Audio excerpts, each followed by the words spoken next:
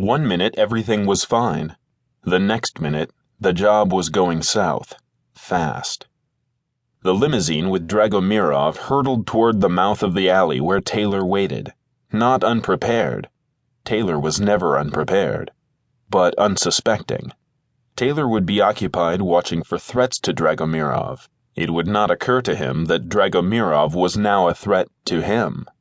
So Will reacted. He responded to the threat to Taylor. That's what partners did, right?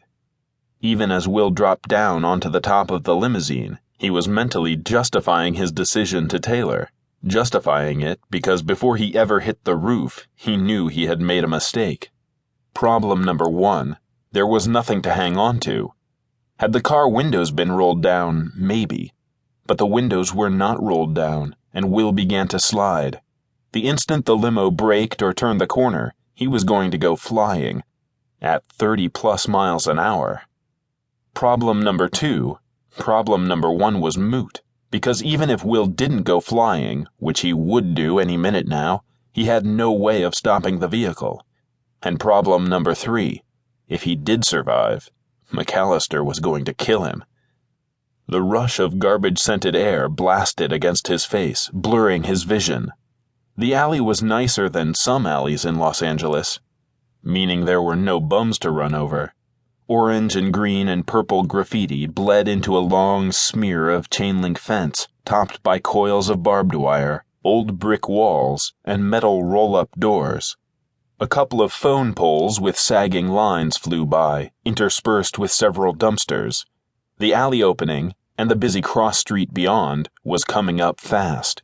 With only seconds to spare, Will wrapped his arms around his head and rolled, launching himself at a fast-approaching blue dumpster. He missed. There was a sickening moment of flying through thin, very thin air, and then he crash-landed on a mountain of cardboard boxes and black and white garbage bags. It wasn't like in the movies. Will landed hard and heavily, the bags giving way, the boxes not so much. It hurt. It hurt a lot. But without the boxes and bags, he'd probably have been killed. He reflected on that for a stunned second or two, while he listened to the screech of tires fading into the distance, the pound of approaching footsteps. Brandt? Taylor splashed through a puddle and skidded to a stop. He sounded winded, though the entire alleyway was only a block long. Will? Will opened his eyes as Taylor bent over him. Taylor's eyes were black in his white face, his jaw set, ready for the worst. Right here, Will said. Life came back to Taylor's face. Oh, you bastard, don't do that to me! He expelled a long, shaken breath and began to check Will over with swift, anxious hands. What the hell was that supposed to be? Will gave a weak laugh and raised his head. Everything still attached? Shut up. Don't move. I'm fine. Will waved him off. I'm fine. Ow! Yeah, fine was possibly overstating the situation. But he was alive, and miraculously he seemed to be in one piece. One black and blue piece, probably. Shit. Painfully he crawled out of the stinking, slimy nest of garbage. Taylor moved to help him, removing a shoebox that had gotten stuck on Will's elbow. Will climbed, and it did feel like a climb, to his feet.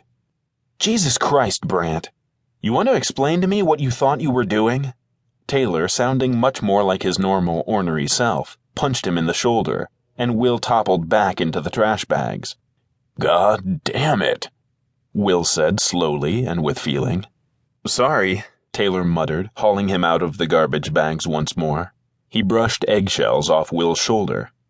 But what just happened? Explain to me. Why would you act like somebody in a goddamn movie? Will shook his head. Dragomirov tears out of here like a bat out of hell, with you on the roof of his car.